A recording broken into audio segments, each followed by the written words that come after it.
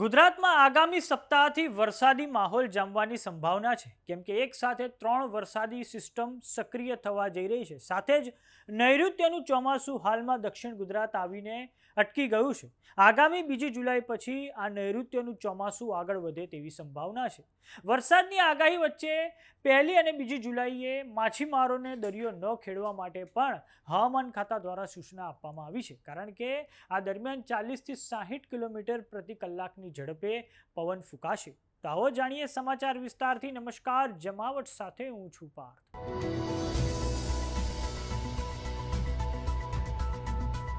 ગુજરાતમાં આગામી સપ્તાહથી વાવણી લાયક વરસાદ શરૂ થાય તેવી સંભાવના છે, કેમ કે એક સાથે 3 સિસ્ટમ સક્રિય થવા જઈ રહી છે. તેમાં રાજ્યમાં પશ્ચિમી વિક્ષેપ એટલે કે વેસ્ટર્ન ડિસ્ટર્બન્સ પણ સક્રિય થતા વરસાદ પડશે, જેના કારણે રાજ્યભરમાં 2 જુલાઈથી વરસાદી માહોલ જામે તેવી સંભાવના છે. હવે દર્શક મિત્રો, આપણે વિંડીની મદદથી સમજીએ તો તમે સ્ક્રીન પર આ ભારતનો નકશો જોઈ રહ્યા છો, અને હાલમાં સમગ્ર ભારતમાં આપણે વરસાદની સ્થિતિ જોઈએ તો હાલમાં જે દક્ષિણ ભારતના જે વિસ્તાર છે, જેમ કે તમિલનાડુ છે, કેરળ છે, કર્ણાટક છે, ગોવાનો વિસ્તાર છે, મહારાષ્ટ્રમાં જે કોકણનો વિસ્તાર છે, આ ઉપરાંત જે મરાઠાવાડનો વિસ્તાર છે, ત્યાં ખૂબ મોટા પાયે હાલમાં વરસાદ વરસી રહ્યો છે. આ પછી વાત કરીએ તેલંગાણા, આંધ્રપ્રદેશ, ઓડિશા, ઝારખંડ અને જે મધ્યપ્રદેશ છે, ત્યાં પણ હાલમાં વરસાદ વરસી રહ્યો છે. અને હાલમાં જે ચોમાસું છે તે મધ્યપ્રદેશના દક્ષિણમાં આવીને અટકી ગયું છે. આ ઉપરાંત વાત કરીએ ઉત્તર પૂર્વ ભારતની, તો નોર્થ ઇસ્ટર્ન ઇન્ડિયામાં પણ હાલમાં ચોમાસું ખૂબ ઝડપથી ત્યાં આગળ વધી ગયું હતું. ત્યાં ચોમાસું હાલમાં બરાબર રીતે ત્યાં વરસાદ વરસી રહ્યો છે. અને આપણે એ પણ જણાવી દઈએ કે નૈઋત્યના ચોમાસાની 2 પાંખ હોય છે. એક અરબી સમુદ્રની પાંખ હોય છે અને એક બંગાળની ખાડીવાળી પાંખ હોય છે. અને આ વખતે બંગાળની ખાડીની જે પાંખ હતી તેણે ઝડપથી આ વખતે ઉત્તર પૂર્વ ભારતને કવર કરી લીધું છે. હવે દર્શક મિત્રો, આપણે વાત કરીએ ગુજરાતની, તો ગુજરાતમાં આજે અને આવતીકાલે શું સ્થિતિ બનવાની છે. તો ગુજરાતમાં આજે જે દક્ષિણ ગુજરાતના જે વિસ્તાર છે, ખાસ કરીને જે વલસાડ, દમણ અને દાદરા નગર હવેલીનો જે વિસ્તાર છે, ત્યાં વરસાદ વરસી શકે છે. આ ઉપરાંત જે સૌરાષ્ટ્રમાં જે ભાવનગરનો વિસ્તાર છે, અમરેલીનો જે વિસ્તાર છે, ત્યાં પણ વરસાદ વરસવાની સંભાવના છે. અને રાજકોટની આજુબાજુના વિસ્તારમાં પણ વરસાદ વરસી શકે છે. વાત કરીએ દર્શક મિત્રો આવતીકાલની, તો 29મી જૂનના રોજ શું હશે પરિસ્થિતિ. તો 29મી જૂનના રોજ જે દક્ષિણ ગુજરાતનો જે વિસ્તાર છે ત્યાં વરસાદ વરસવાની સંભાવના છે. જે સુરતની આજુબાજુનો વિસ્તાર છે ત્યાં વરસાદ વરસી શકે છે. અને આ ઉપરાંત જે સૌરાષ્ટ્રમાં જે દેવભૂમિ દ્વારકાનો વિસ્તાર છે, પોરબંદર છે, જુનાગઢ છે, ગીર સોમનાથ છે, ત્યાં પણ વરસાદ વરસી શકે છે.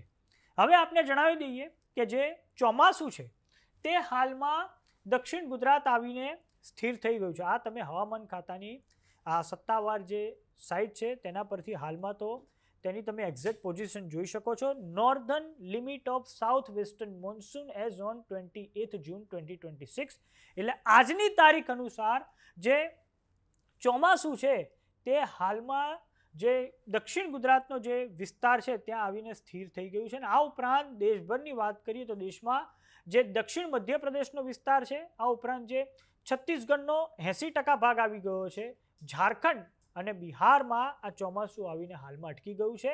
અને ગુજરાતથી આગામી સમયમાં 2 જુલાઈથી તે આગળ વધે તેવી સંભાવના હવામાન ખાતા દ્વારા વ્યક્ત કરવામાં આવી છે. પરંતુ જ્યારે 2 જુલાઈથી પણ ચોમાસું આગળ વધશે ત્યારે તે સૌરાષ્ટ્રના જે વિસ્તાર છે અને દક્ષિણ ગુજરાતના જે અન્ય વિસ્તારો છે તેને તે કવર કરશે. અને આ પછી 2 જુલાઈથી 9મી જુલાઈની વચ્ચે વરસાદની તીવ્રતામાં વધારો થશે. આમ પણ ગુજરાતમાં જે નૈઋત્યનું ચોમાસું આવતું હોય છે તે તબક્કાવાર આવતું હોય છે, એક સામટું ક્યારે નથી આવતું. હવે વાત કરીએ આપણે હવામાન ખાતાની આગાહીની મદદથી સમજીએ કે આજે અને આવતીકાલે, આ ઉપરાંત જે આવનારા સમયમાં ગુજરાતમાં ક્યાં વરસાદ પડવાનો છે. તો આજે 28મી તારીખ છે દર્શક મિત્રો. તો 28મી તારીખે હવામાન ખાતાએ જે સૌરાષ્ટ્રના વિસ્તાર છે, ઉત્તર ગુજરાત અને મધ્ય ગુજરાતના વિસ્તારો છે, ત્યાં છૂટાછવાયા સ્થળોએ હળવાથી મધ્યમ વરસાદની આગાહી કરી છે. જેમાં સૌરાષ્ટ્રની વાત કરીએ તો બોટાદ, ભાવનગર, અમરેલી, ગીર સોમનાથ, દીવ, રાજકોટનો સમાવેશ થાય છે. મધ્ય ગુજરાતમાં અમદાવાદ, ખેડા, આણંદ, પંચમહાલ, દાહોદ, મહીસાગર અને ઉત્તર ગુજરાતમાં સાબરકાંઠા, અરવલ્લી અને ગાંધીનગરમાં હળવાથી મધ્યમ વરસાદની આગાહી હવામાન ખાતાએ કરી છે. આ ઉપરાંત દક્ષિણ ગુજરાતની વાત કરીએ તો દક્ષિણ ગુજરાતમાં બરોડા, છોટાઉદેપુર, ભરૂચ, નર્મદા, સુરત, તાપી, ડાંગ, નવસારી, દમણ, દાદરા નગર હવેલી અને વલસાડમાં હળવાથી મધ્યમ વરસાદની આગાહી હવામાન ખાતા દ્વારા વ્યક્ત કરવામાં આવી છે. આ પછી વાત કરીએ આવતીકાલની એટલે કે 29મી તારીખની. તો 29મી તારીખે દક્ષિણ ગુજરાત અને મધ્ય ગુજરાતના કેટલાક વિસ્તારો એટલે કે આણંદ, પંચમહાલ અને દાહોદમાં વરસાદ પડવાની સંભાવના છે. આ ઉપરાંત દક્ષિણ ગુજરાતમાં વડોદરા, છોટાઉદેપુર, ભરૂચ, નર્મદા, સુરત, તાપી, નવસારી, ડાંગ, દમણ, દાદરા નગર હવેલી અને વલસાડમાં વરસાદ પડવાની સંભાવના છે. અને સૌરાષ્ટ્રની વાત કરીએ તો સૌરાષ્ટ્રમાં રાજકોટ, બોટાદ, ભાવનગર, અમરેલી, જુનાગઢ, ગીર સોમનાથ, દીવ અને પોરબંદરમાં વરસાદ પડવાની સંભાવના છે.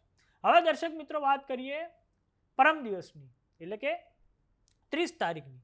તો 30 તારીખ માટે તમે સ્ક્રીન પર જોઈ શકો છો કે 30 તારીખે સૌરાષ્ટ્રમાં જે વધારે જે વિસ્તારો છે તે પછી એ વધારે વિસ્તારોમાં વરસાદનો પ્રભાવ આપણને જોવા મળશે. તેમાં દેવભૂમિ દ્વારકા, જામનગર, પોરબંદર, રાજકોટ, જુનાગઢ, ગીર સોમનાથ, દીવ, અમરેલી, ભાવનગર અને બોટાદનો સમાવેશ થાય છે.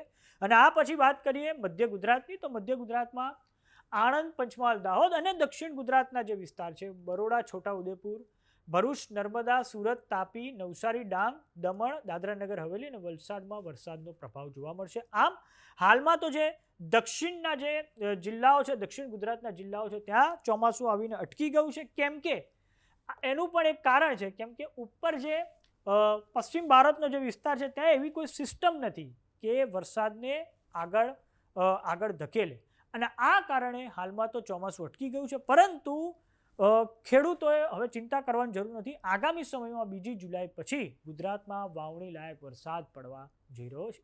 તો સમાચારોમાં અત્યારે બસ આટલું. જોતા રહો જમાવટ. જો તમે અમને યુટ્યુબ પર જોઈ રહ્યા તો સબસ્ક્રાઇબ કરો. જો તમે અમને ફેસબુક પર જોઈ રહ્યા તો ફોલો કરો. વોટ્સએપ ચેનલને જોઈન કરવાનું ન ભૂલતા. નમસ્કાર.